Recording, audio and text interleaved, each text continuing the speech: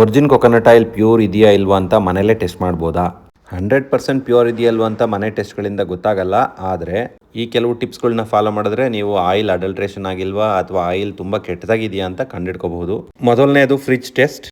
Origin coconut ಆಯಿಲ್ನ ನಿಮ್ಮ ಮನೇಲಿರೋ ಫ್ರಿಡ್ಜ್ನ ಫ್ರೀಸರ್ಲಿಟ್ಟರೆ ಒಂದು 3-4 hours ಆದಮೇಲೆ ನೋಡಿದ್ರೆ ಗಟ್ಟಿಯಾಗಿರುತ್ತೆ. ಗಟ್ಟಿ ಆದ ತಕ್ಷಣ ಅದು 100% ಪ್ಯೂರ್ ಅಂತ ಅಲ್ಲ, ಆದರೆ ಗಟ್ಟಿ ಆಗಲಿಲ್ಲ ಅಂದರೆ ಏನೋ ಸಮಸ್ಯೆ ಇದೆ ಅಂತ ಮಾತ್ರ ಖಂಡಿತ. ಎರಡನೇದು touch and feel. Origin coconut ಆಯಿಲ್ನ ನೀವು ಅಡುಗೆಗೆ ಬಳಸಿದಾಗ ಅತಿಯಾದ ಕೊಬ್ಬರಿ ಗಮ್ಲಿರಬಾರ್ದು, ತಿಳಿಯಾಗಿರಬೇಕು. ನೀವು ಕೈಗೆ ಅಥವಾ ಏನಕ್ಕಾದರೂ ಹಚ್ಕೊಂಡ್ರೆ ಸುಲಭವಾಗಿ ಆವಿ ಆಗಬೇಕು ಸ್ವಲ್ಪ ಹೊತ್ತಿನ ನಂತರ. ಏನಾದರೂ ಕೆಮಿಕಲ್ ಅಥವಾ ವಿಚಿತ್ರ ಸ್ಮೆಲ್ ಇದ್ದರೆ ಅದು ಖಂಡಿತ ಹಾಳಾಗಿದೆ ಅಂತ. ಮೂರನೇದು heat test. Origin coconut oil ಗಟ್ಟಿಯಾಗಿರೋದನ್ನ ಸ್ವಲ್ಪ ನೀವು ಬಿಸಿ ಮಾಡಿದ್ರೂ ಕರಗಿಬಿಡುತ್ತೆ ಸ್ಮೂತಾಗಿ.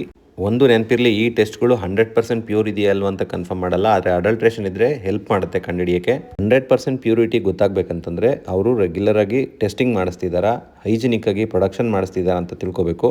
ಅಥವಾ ನೀವೇ NABL ಅಕ್ರೆಡಿಟೆಡ್ ಲ್ಯಾಬ್ಗಳಲ್ಲಿ ಟೆಸ್ಟ್ ಮಾಡಿಸ್ಬೇಕು.